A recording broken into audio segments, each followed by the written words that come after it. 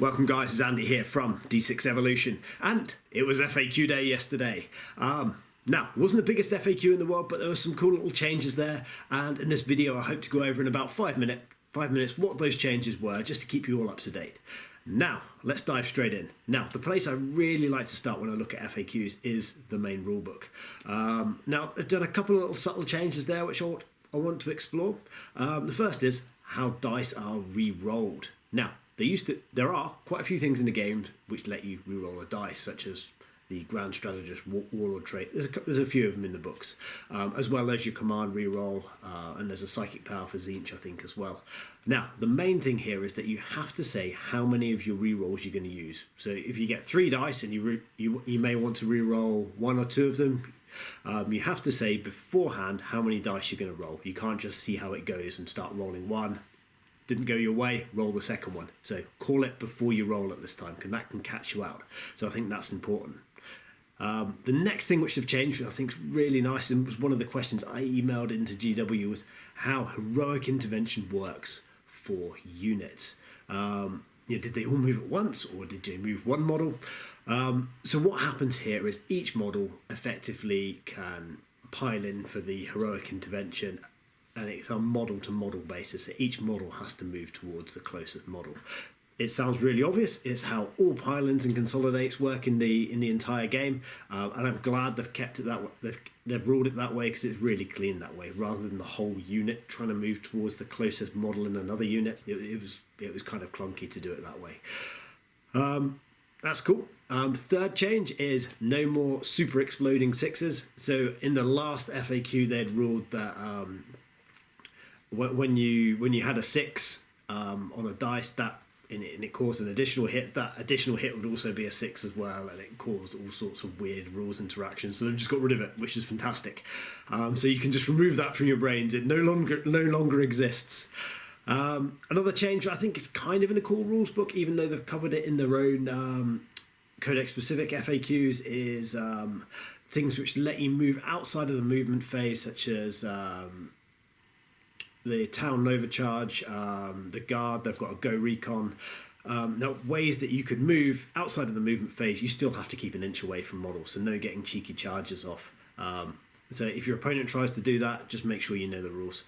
Now, other big changes from the codexes themselves. Obliterators, they get to roll their profile before they choose their target, which is really nice, because it's in step 1. You choose your model to select, then you roll the profile, so they can decide how nasty the shots are going to be before they choose the target, which is actually really good for obliterators. Zangor's also got a very minor nerf in that they've reduced the amount of war gear they can take.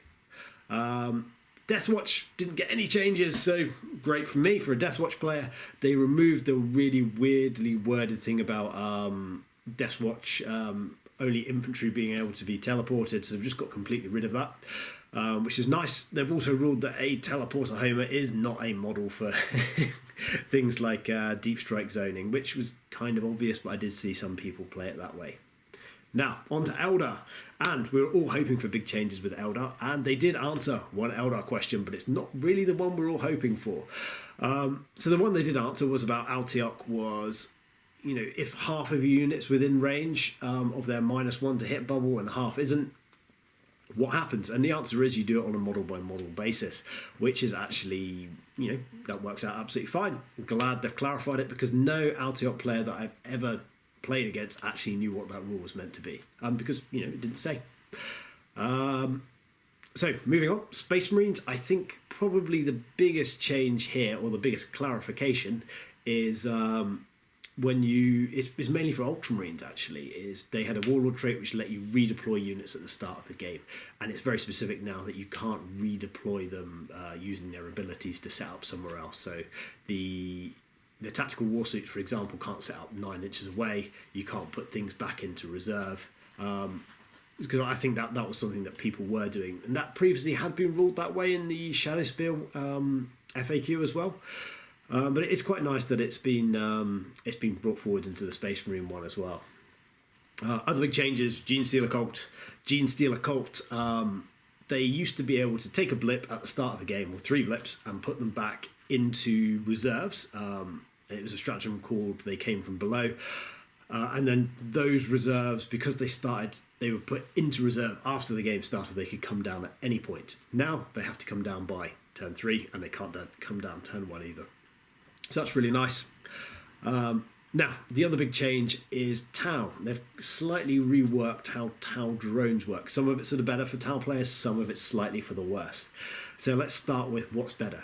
So originally, mortal wounds would be counted as a separate wound. So the way it works is that you roll a 2+, your Tau drone will take the damage, and it doesn't matter what the damage is. So if you roll 1 damage plus D3 mortal wounds, all of that gets combined into just one mortal wound and gets given to the drone. So that's better for the Tau players than it used to be, because it used to be you'd pass on that 1 wound, and then you'd have to pass on the D3 mortal wounds as separate wounds as well. But what's interesting about this ruling is now that Tau drones they can make saves once the model's actually been wounded.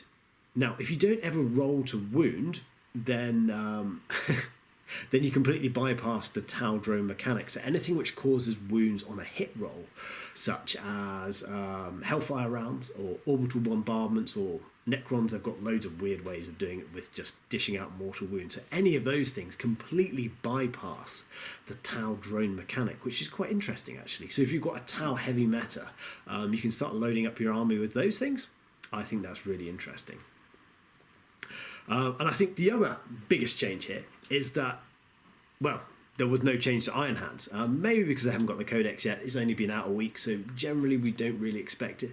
But I think, given that the Iron Hands is completely shook up the meta in a huge, huge way, I think when the Iron Hands Codex FAQ comes out, that's when we're going to see some of the biggest changes.